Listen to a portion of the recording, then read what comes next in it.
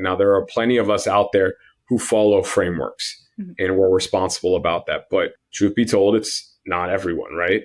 The reality is this is where community comes into play, because community can create, unofficially at least, a standard.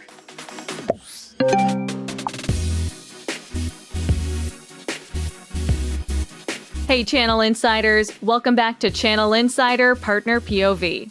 I'm your host, Katie Bavoso, and my guest today is Atul Bhagat, President and CEO of managed service provider BASE Solutions.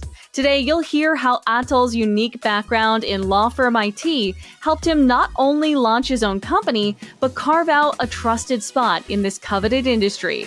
But, as he'll explain, it wasn't an overnight success.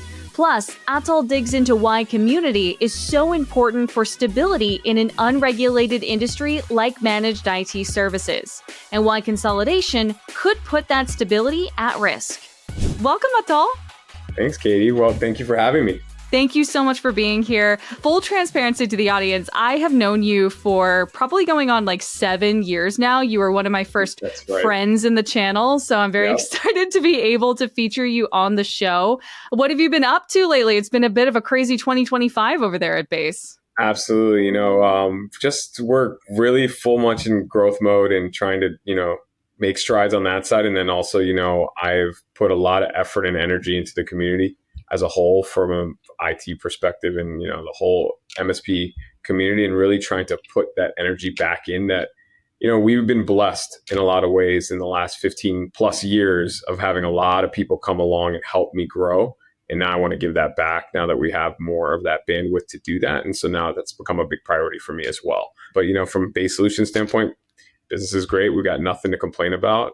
Things have been fantastic. We're going to continue to grow as we go into 26, hopefully, and no real issues there, and just see where things go from there. You're teeing me up for all the questions I got planned. So perfect. I'm excited to dig further in. So as I said, and as you said, actually, you've been going for about 15 plus years now at BASE Solutions. You're a managed service provider founded in 2009. You're based in Virginia and here in the United States.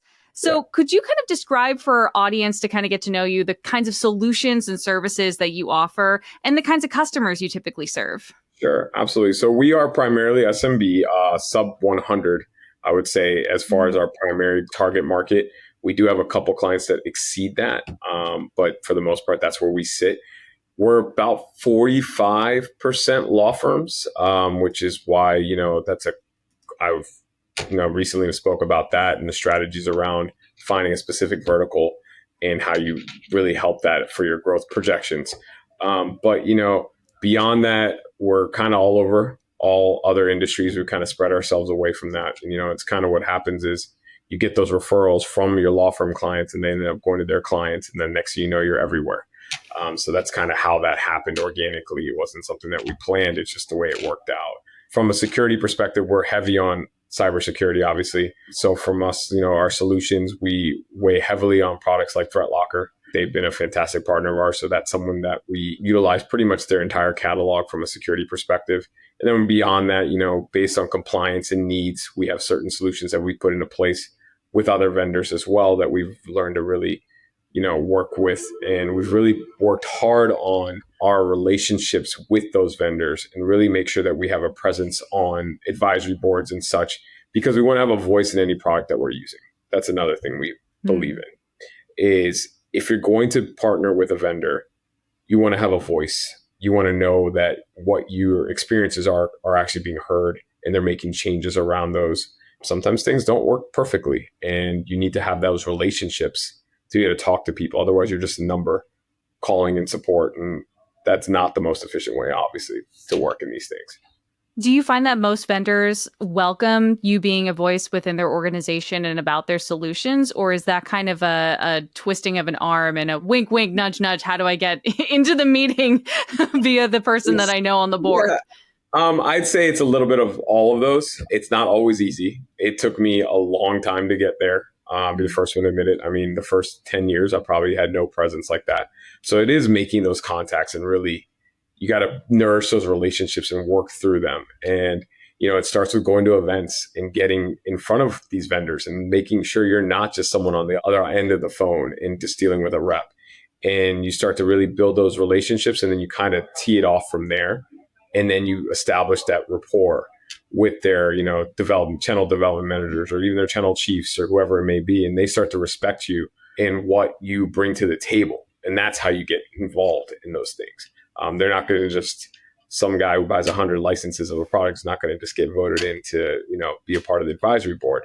But the goal is to really do that, and I think it's really important. And that's something actually I learned from other people in the industry that said, if you're looking at new products and stuff, you really need to make sure that you have that voice, because as MSPs, it's important for us to be driving the direction a product is going in.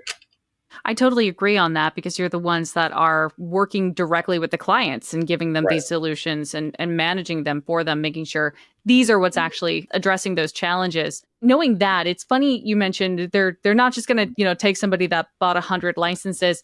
Do you find it more difficult, or did you find it more difficult to be able to get them to take you more seriously being an SMB provider? And I ask that respectfully, knowing that there are MSPs out there who serve enterprise who it feels like doors just open for them. But SMB is really, those are the businesses that make up the workforce. So what is it like trying to convince them of that? Do they understand about that, or has that been challenging? I think there's a little bit of, I'll put it this, there is an understanding. It's like they know it, but they don't always open their doors to it, if you will. So they're aware that we drive the market, but I think they look at, unfortunately on the vendor side, there is that mentality of it's a numbers game. So if we get enough of these small guys, it's going to equal that enterprise guy. But that enterprise guy has more experience because he's got maybe 150 clients. So the assumption is that their exposure and what they can see might be the same. Now, truth be told, the ones that we've had the most success with, vendors wise, are the ones that actually realize those experiences are not going to be the same. They never will be. And you need to have both brought to the table. So you need to have those personalities there that are saying, yeah, this is how enterprise experience this product.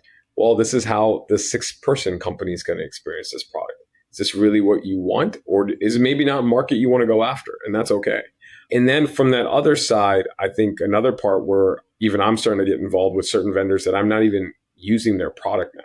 So I think it's important for vendors to even have presence on their boards and their advisory boards of people who may never use their product, but can give you a fresh set of eyes and look at the product and say, well, this is what's wrong with it, and this is why I'm not using it today. And these are the things that need to change for that to happen. And that gives you a new perspective on how do I need to reapproach our solution sometimes? Because sometimes, let's be honest, we know how the market works, right? It starts in enterprise and usually trickles down. 9 out of 10 times, that's how, the market comes through. And so when that happens, sometimes there's a struggle in how do we get into that SMB MSP market, or what does our messaging need to look like, or what's the approach we should be taking? And you have to rework things. And so you need those external parties involved to say, hey, look, you need to rethink how you're doing this. You're tone deaf almost to what the MSP market really needs or how they need to be presented this solution. It's a great solution, but we need to find a new way to approach it. I can absolutely tell that you're the head honcho over there from the phone going a couple of times, but actually I need to, because I'm not the one that's supposed to be getting the phone call. So don't worry, we'll get into why. we'll dig into that too. So I love that. I love that you are out there really making a concerted effort to get onto these boards to influence the way that their solutions are made and designed and how they're used. Because you're right, you are coming from the side of where those 6-person shops, those 100-person shops or below who are using this, their voice still matters because collectively they make a difference. If you have 100 businesses with 99 people in them, that makes a difference if none of them are going to use a solution because it just doesn't work for them. Imagine changing that overnight. That works out for you, that works out for the solution provider, or that works out for the vendor in this case. So I think that's so important to do. I want to back up for a moment to talk a little bit more about your customer base, because as you mentioned earlier, you've really started to carve out that niche in the law firm space, which I think is awesome. So let's talk about that a little bit more. Tell me again about how much of your client base is made up of law firms. Yeah, and so how did probably that get started? today, about 45% of 45. our client base. So, I mean, it's a pretty good chunk of our business. And really how it started, to be very transparent, I mean, I started in law firms. So I learned early on how to communicate with them, how to communicate with lawyers, how to just understand their technologies. There's a unique set of products that law firms use that other industries don't. And so I learned how to talk to them and really get to know how lawyers see things, if you will. And the challenge, I mean, honestly, this is a challenge in every business, but technology is never considered a profit center, right?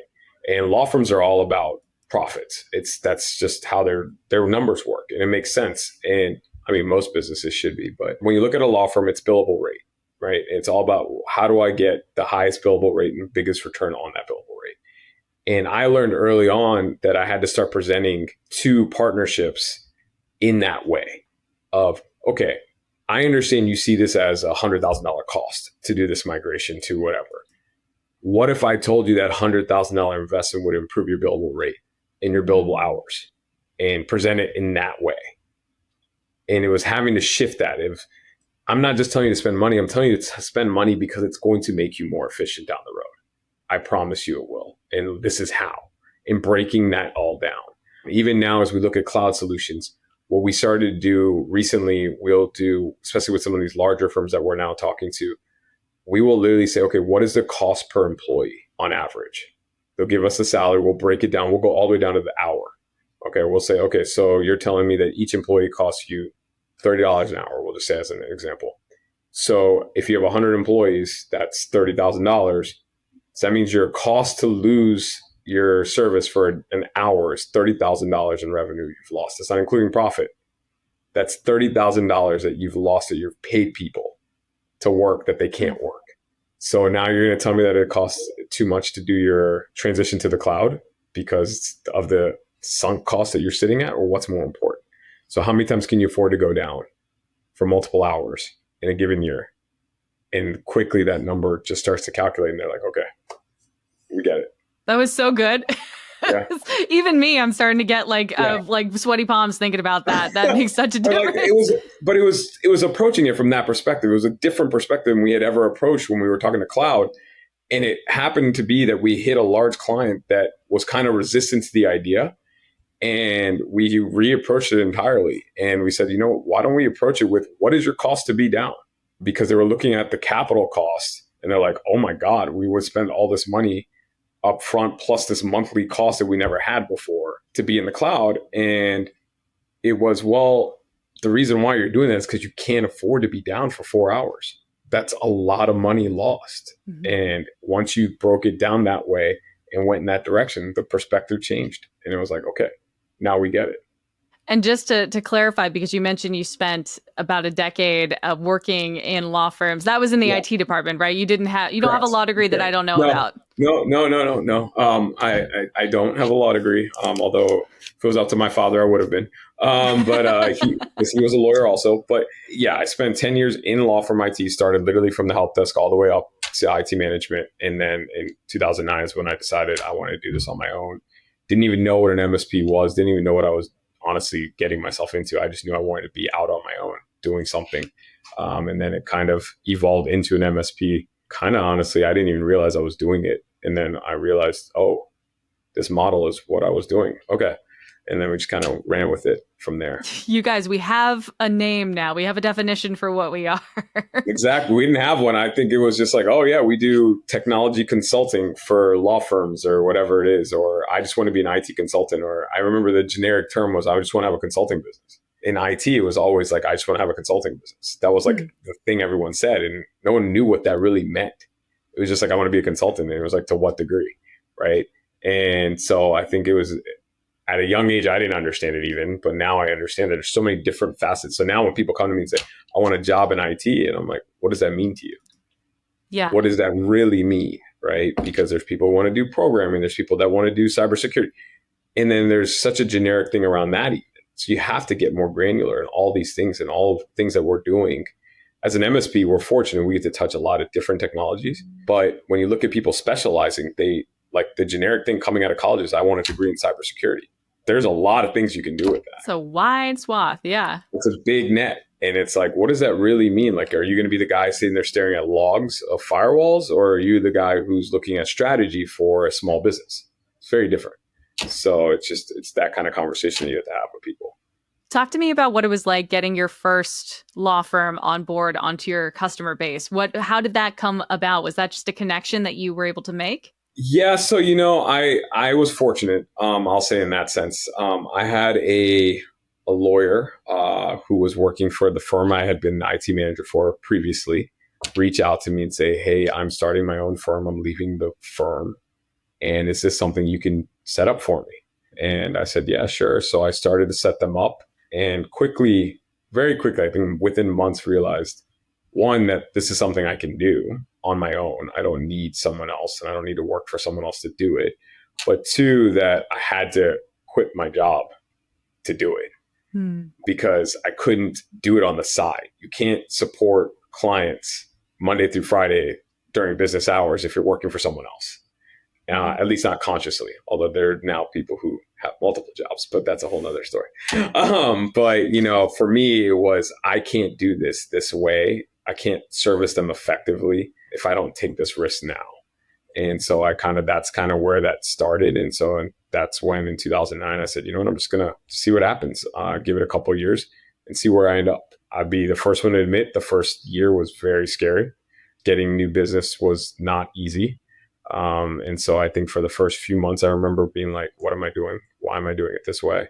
But, and I at times debated going back into the workforce, and luckily I stuck it out and, made my way through. But, there are times where you really start to question it and you go, because as anyone who's looking to start any business, and even in the MSP side of things, the first few years are going to be tough. If you're walking into it expecting to make your salary those first few years, you're kidding yourself. And many don't make their salary per se for 10 years. Let's just say I bring in $500,000 of revenue on the first couple of years, but then I got to hire people. I've got overhead. I got to deal with all this other stuff. So you hear the stories of a lot of MSPs that are in the red, even 20 years in. And not running efficiently. And that's because of, they don't understand their books quite the way they should, or they don't have the right guidance in that sense from other MSPs or some sort of peer group to help them kind of understand things and how operationally you need to be, a certain maturity you need to carry from an operational standpoint. And that took us years to figure out too. I mean, I'm not saying we were perfect. We were probably doing the same thing for the first 5-10 years almost. It's understanding those things and going through those learning curves and those growing pains and understanding like, oh, I have to understand what this cost does to my numbers. And am I charging the right amount? As an MSP, when we first start, you want every client you can get. You're going to lowball, you try and do all these things. But the problem with that approach sometimes is that you end up hurting yourself in the long run. Because if you lowball now and then you try and go up to like this premier number 5 years from now, even your clients from day one are like, why are you charging so much all of a sudden?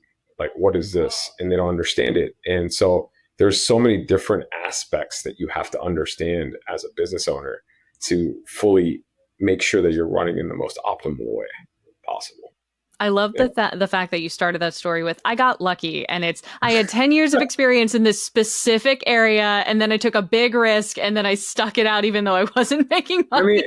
I mean, I don't think it's easy. I hear from people now who, like, for instance, have been in the industry, but they're not owners, but they want to be, but they're so deep in, it's hard to become an owner now, right? I took a risk. I had no kids. I had no wife. I had nothing but myself. And luckily I had parents also who were supportive of my decision, and they were like, we'll help you out, whatever you need. Without that, I don't think I would have taken that risk. Yeah. It's very different. It's hard to take a risk like that, to go out and say, you know what, I'm not going to be making any money anymore. I'm just going to go try and start a business. It's a big risk, and I think that's where it gets very challenging for people to make that change and that pivot. And it's easy to from the outside looking into, oh yeah, I can do that. I can run this MSP. I don't need anyone else. And I'll just follow this. And it's not that simple. That's all I can say. It takes a lot. And I'll say, like, for the first 7 years, it was kind of like you were lonely on an island almost. You had a couple people working for you. You're just kind of running through things. And ironically, my shift started when I started going to events, my mental shift. as an owner. So 2016, I remember this was my first. Well, I went to one before that, but this is the one I remember. Was my first next gen in LA. It was a channel company event. That's when I met certain owners who kind of helped me understand things already just from meeting people and talking to them and understanding how they operate their business.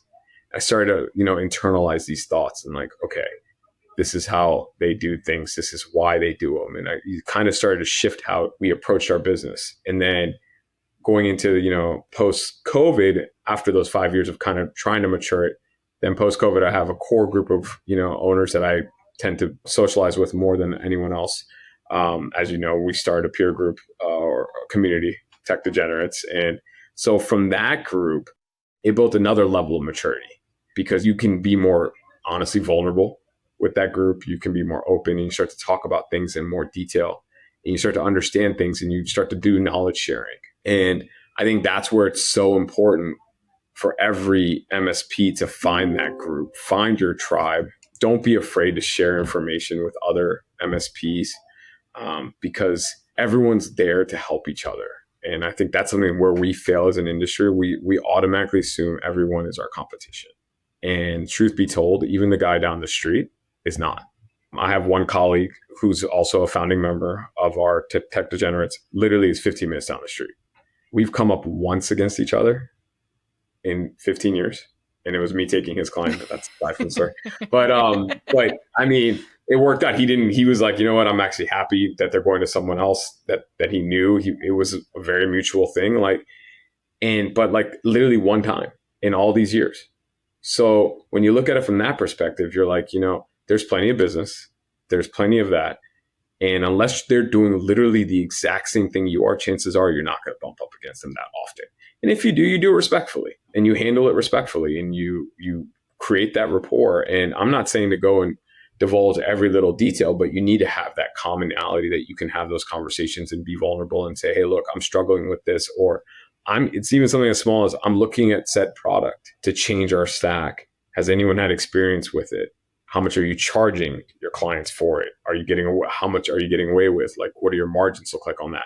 Because these are all factors that we have to consider as owners is, when we're looking at a new solution that we want to bring in because it brings a whole new level of security, for instance, for our clients and it makes sense. But what is it going to cost, A, for me to implement and B, for me to resell? Because that's part of it too. And is it something I have to put into my stack or is it something I tier on? These are all different things you have to consider when you're looking at stuff. I want to keep pulling on that thread that you brought up about kind of helping the next person in line and not looking at them as competition. For the entirety of the time that I've known you, that's just very much been who you are. Mm-hmm. You mentioned the Tech Degenerates. You mentioned the folks in that. By the way, how many of you do I have to interview before I finally get like an honorary seat? I'm just asking. I mean, there's no seats per se. I'll get you a pin. I'll make sure that comes to you. I'll send that out tomorrow. But there are 10 of us founding members. We actually had a few more initially, but because of conflicts and stuff, they had to step off. But, we're all still very close. But, it's been a journey in essence of understanding and respecting the need for that community side of things. I think one of the things, though, that our industry lacked were agnostic communities. A lot of the communities that existed early on, and you still hear about them, are driven by the vendors, if you will, in some way or another. That, the vendors are supporting it or, they're the ones that are kind of propping it up. So then, and this is not a knock on it, I think it's great to have them, but the messaging tends to then go towards that in some way or another, right? Whereas now you're starting to see these agnostic communities come up that say, we're just here for the common goal of building a stronger community. And whether that's Tech Degenerates, MSP Geek, they're all looking at that from that perspective. How do we raise the bar for the community, right? And GTIA, in a lot of ways, is very similar in what they are, what they represent. Now that things have kind of split off, it's actually made it more defined from what they're trying to do. And so I think that's where we're starting to see things really percolate from a knowledge share standpoint, and people really starting to realize the importance of that and knowing that, you can give your all, if you will, in when you're communicating with other partners or other MSPs, you can continue to do that and it's going to be fine. And you're going to be able to share that information. You're going to gain something out of it too.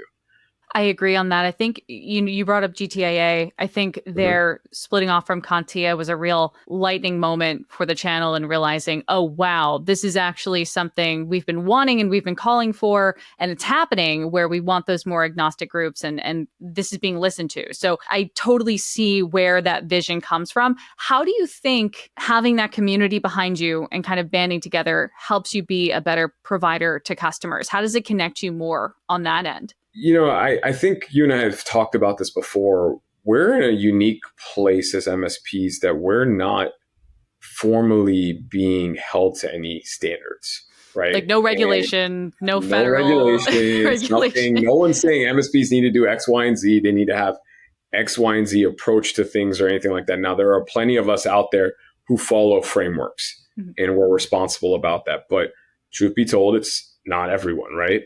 The reality is this is where community comes into play, because community can create, unofficially at least, a standard. Let's create a gold standard of what the MSPs in the world should look like. Let's create a gold standard of what we should be doing for each other and what we expect of each other as MSPs. And I think that is critical as we move forward into our industry over the next 5-10 years. We have to create that. And I do think there will be regulation at some point. I do believe that's inevitable also. But where I do think we need to do until then is at least start to hold each other accountable and say, hey, look, like I've done this. I take on clients and I'll look at, the way things are set up and I'm like, this is weird. Why was this done? And I will call the owner of the MSP and say, hey, just so you know, this wasn't done right. And luckily the client didn't get affected by it, but I hope this was just an errant mistake and not something you're doing from a standard practice. Because if you are, then that's making us all look bad because you're one day away from being breached and we're all going to get in trouble. And it's holding each other accountable like that. Like, I'm not knocking you. I'm not going to go tell the client that you did this, but I'm telling you so you make sure you don't do it down the road. And I think that's the kind of community we need to build amongst each other, is like, hey, look, I came across this, or I ran some scan and your company came up and you should know, so that way you make sure not all your stuff is covered, right? And I think that's kind of where we want to see things go from that standpoint. How do you feel about the consolidation happening within the MSP space right now? We're seeing a lot of mergers and acquisitions. We're seeing a lot of MSPs that were already large start to combine and consolidate to what, we respectfully have called mega-MSPs across the space. Yeah. We've all referred to them. We can think of a few. I'm sure there are names that stand out in your head as much as they stand out in mine. How do you think that impacts, though, this community-driven regulation that you're thinking about? And just how do you think it impacts the space that you're in general? Do you think that it makes you closer or kind of brings you further apart? Just ruminate on that a bit for me. There's good and bad to everything. Okay. There's good to M&A and there's bad. Okay. The good is that, for those that want to roll off and are looking to retire, it's a great exit strategy. And I guess, from the way I look at it, it's better they do that versus not serve their clients as they start to wind down. So I'm looking at it from that side of things, from a messaging standpoint. The challenging side is the larger ones tend to become more on, how do I say this in a nice way? But actually, I'm just going to say it and then I'll deal with the repercussions of it. The bigger you get, the harder it is to keep your pulse on your clients and the ever-changing flows that are happening with them. So in essence, you can become tone deaf in a lot of ways. The same way a vendor can, as they grow and get bigger, so can an MSP. And so when the bigger one, when you start to become this massive super MSP, as we call it, do you really have a pulse on what the SMB market really is anymore? Or are you just so driven by numbers and what your numbers need to look like? And I have seen this, in detail with an MSP that got bought and became this big conglomerate of MSPs. And when we hear about it, they're saying, the VCs are driving numbers. That's all they want to see, is that profit number, because venture capitalists are looking at a 4-year return. That's it. And they want to see that return. And if that's where they're going to push things to really get things, slim out the margins. So then you see a lot more contraction of staff and that's where M&A gets dicey too. People are getting let go because they're just trying to hit numbers. It's not about you lose the community side of it, if you will, in some ways in that aspect then, because it's all about numbers. And I don't want to be in a space where that's what I'm focused on is just my dollars and cents. I want to know that I'm servicing my clients right and that they know that I'm taking care of them always. And I know that if we get to that point where we're in that situation, I don't know what we'll do down the road. I know right now we're not looking for M&A. We're not going to sell. But, that's my biggest fear as an MSP is we've driven our business into so much of personal touch in knowing our clients intimately and having that ability to say, I know so-and-so's kids are going to college or whatever it may be. In our 60 plus clients that we have, I actually know each one and I know what's going on in their lives and stuff. And I don't want to lose that personal touch. And that's going to be the biggest challenge as we continue to grow is at what point do we hit that number where we're like, either we stay where we are and start to become more deliberate in the clients we're keeping, or we're going to lose that touch. And that's got to be that balance that we have to figure out. And I think as MSPs look at things, that's kind of where they have to look and make those decisions. And to kind of go back to where you were saying about what that does with regulation and stuff, in some ways it's good, in some ways it's bad. A large MSP might have more influence in creating regulation around things because they can say, we represent 20 plus MSPs and we know that this needs to happen a certain way. And the problem is what do you do when the super MSP is not doing things right? That's when things get even more concerning, right? Yeah. And it's like, who do you talk to? Exactly. How do you correct them? What's keeping and them it's in like, check? oh, great, I've got this MSP that literally has presence in every state, all over the country, and I know they do bad work, but they're lowballing everyone because they've now created a volume game, and they've decided to take a new approach to MSP work. So like we've seen that happen, with certain MSPs that exist that literally charge peanuts compared to what any MSP, a local MSP would charge. But it's because they've built this whole AI engine around how they're going to support users. And they've created this whole thing and it's all automated. And the client doesn't really talk to anyone, but people are buying it because it's cheap. And that's the whole thing. So how do you differentiate yourself? That's where the new strategy comes into play is what differentiators do you have in what you're selling? Because we all sell the same service in a lot of ways. What are your differentiators? Are you giving that personal touch? Are you getting to know your clients? Do you understand their businesses as well as you should? I think a lot of times we get caught up in, hey, they're just a client. They're just paying our check. We're good. But like, it's very important to understand what are their business factors? What drives their business? When are they most profitable? When are they suffering the most? What are the economic things that affect them? And understanding those types of things and really getting to know your clients from that perspective. So that way you can help them grow using the technology that they're buying from you. That's kind of my approach to things is I sit down with our clients every quarter and I sit there and say, I don't want to talk to you about what you need to buy from me right now. Help me understand your business more and what drives your business. What's going to help you grow in the next 6 months to a year? Maybe you're not looking to grow. Maybe you're actually in a contraction phase. Good for us to know as we wind down so we know that. But it's also if they're saying, yeah, I want to grow, I want to add this many people and this is what I want to do, then I look at it and go, all right, well, if you're going to do that, then you need XYZ solution in place that's going to allow you to do that rapidly kind of thing. Or we need to put these processes in place to make sure that when you do that, it's seamless and doesn't take 3 months to get there and kind of that kind of approach to things. That's also it's not a year to year conversation anymore either. It is definitely a quarter to quarter conversation and maybe even more frequently for some businesses. But you have, solutions like AI that come into the mix. And when I say solutions, that's a very broad stroke. So I'll just say technology like AI that comes into the mix that changes how they were going to approach something in the first place that can cause them to scale up or down. And they were not planning around that last month. So it's interesting that you say that. I was going to ask how you compete with the, so to speak, mega MSPs, and you talking about your differentiators is really important, but does it also help to dig into a niche kind of like what you did with law firms? Absolutely. I think, there is definitely a benefit to if you understand a certain market in a way that no one else does or that not as many people do, you're definitely going to set yourself apart. And when you have that ability to walk into a law firm, for instance, with confidence, it's a different level of confidence when you know the things they're going to ask you about. Like, are you aware of document management systems? Do you understand what they use? Do you understand legal accounting? There's 30 different legal accounting softwares. There's 10 different document management systems. But the confidence I can walk in there with, because I know what those are and what they're probably going to ask me, is a lot easier than if I was the guy who knew nothing about it. And they're like, "Oh, so are you familiar with this?" And you're like, "What? No, but we'll figure it out." And when you're talking to a client, they don't love hearing that. They don't.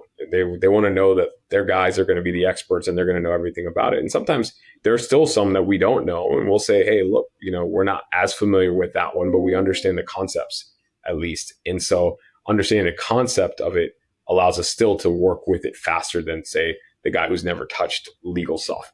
And in that sense, it's also understanding personalities. It's not even about the technologies, right? So every industry, CPAs have a certain personality to them. Lawyers have a certain personality. So it's understanding those and knowing how to navigate those and talk to them, and training our staff even, like, hey, look, they're probably going to call. When they do call, they're calling heated. You've got to understand that, right? And I think that's one of the hardest messages we deal with our staff, is when we tell them, we're like, we are not in a job where people are going to call you just to say, "Hey, you're doing a good job. Thank you for everything." No, they're going to call us when things are messed up, which means we're probably never really hearing from people when they're happy, unfortunately. And it's training people to have that mentality of understanding, like, it's a thankless job in a lot of ways. And down the road, obviously, sometimes you get lucky and you'll hear a nice big thank you from someone. But overall, you're always hearing from them when they're most frustrated. And it's just recognizing that. As we start to wind down, I want to talk a little bit about you. I know that this has been the year where you're like, I'm putting my CEO hat on, I'm leading, and I'm going to take myself out of the technical side, which has got to be hard for you because that's your background. Like, that's how you were brought up, is very technical. What's been the biggest challenge for you in how to change the way that you lead, focusing more on the business day to day rather than addressing all the technical issues? I mean, I still do on occasion get pulled into stuff, and that's totally fine. I think, the biggest thing for me is trust. When you build something from the ground up, it's really hard to let go. You naturally want to hold on to it. You want to protect it. You want to, like your child. And you kind of want to just hold on to it and say, what, let's not mess this up, kind of thing.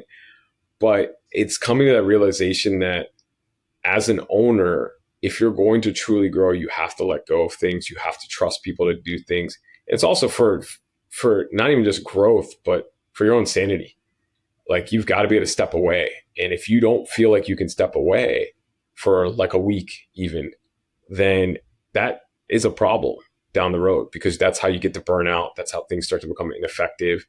And it also becomes a thing of, if your staff doesn't know everything that's happening in the business, then if, say, whatever reason, something happens and you need to step away for even a day, things are a mess and they're completely lost. And so I think for me, it was making that conscious decision, like, okay, I need to trust my staff. Obviously, step one was getting the right people in place, which took us a long time too. And we're finally there, and we love our team, and we found the best group of people that we could possibly have right now. And trusting them and knowing that we can trust them, that nothing's going to blow up because I'm not here, And I think, big testament to that, I was gone for 3 weeks. I was in Europe over the summer, and I probably did a total of 20 hours of work over 3 weeks. Now, that doesn't include responding to emails and stuff, but actual I was about to say, I'm proud of you. Actual work, it was very limited. And it's because I trusted them to handle everything. And for the most part, they took care of it all. And that's where you get to that comfort level. And after that, now I feel more confident, like, hey, I can step away and go focus on some other things that do help the business, but in a different way. Right. And, doing things like, calls and, webinars and such with you, or, going and doing events now and speaking at them and all that. And it's just, these are different ways to get your name out there.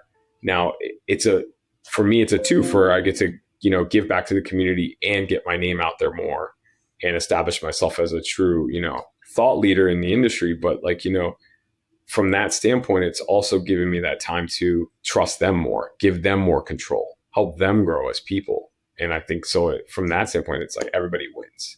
Oh, I love that. Yeah. Well, something that I was really curious about earlier, but I think it would make a beautiful way to end on is I always like to ask about success stories that stick with you. Is there one that you think about over the last year, maybe 2 years, where you go, this is what it's all about. This is why I do what I do. Do you have a client success story that you could share with me that you really love to talk about? That's a good question. Let me think about this. Actually, unfortunately, it's not a last couple years thing. It's more of a this is how it That's okay. evolved Yeah, over the tell me. last 10 years. So I had signed a law firm back when we first, early on in the business, actually.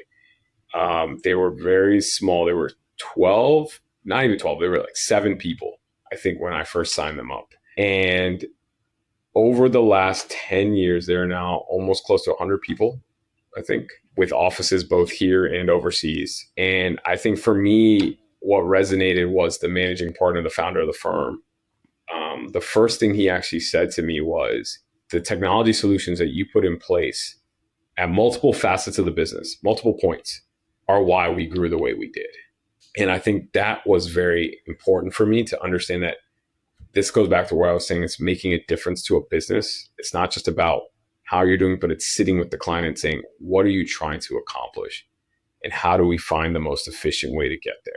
Utilizing the technologies that are out there in the world, because we can get you to growth a lot faster if we know what you're trying to do. And I take that case study a lot and use it now with other clients. And I sit there. That's why I make it such a point to understand what their plans are so we can help them and really shape their IT infrastructure or their IT approach and really help them grow, because there's so much technology available. Like you said, AI is one thing, right? If you can leverage it, there's so much growth that can be done without having to add headcount or more expenses. And even internally as MSPs now, if we're leveraging these tools the right way, there are so many ways that we can become more efficient, better as customer service individuals, all kinds of things, just leveraging these automation tools and AI that are out there. And it's being able to trust those things and doing that. I think that's the best way to go.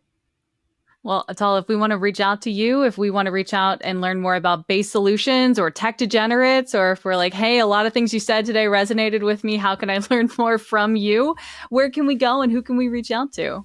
Yeah, obviously, if you want to, check out Tech Degenerates, techdegenerates.com, and join our Discord and all that. If you want to reach out to me personally, feel free to hit me up on LinkedIn. I'm always there to help anyone and everyone. That's what I'm here for. And I love to just talk about things and strategies and all that and help, the community as a whole. Atul, thank you so much for your time today. It's been such a pleasure getting to talk to you. Absolutely. Thank you. I appreciate it. Thank you so much to Atul for joining me today, and thank you for watching or listening. You can check out every episode of Channel Insider Partner POV on channelinsider.com or watch us on YouTube at youtube.com/channelinsider_news and trends. Or listen to us as a podcast wherever you get your podcasts from. Don't forget to like, subscribe, and follow wherever possible so you never miss an episode. Once again, I'm Katie Bavoso, and I'll see you next time.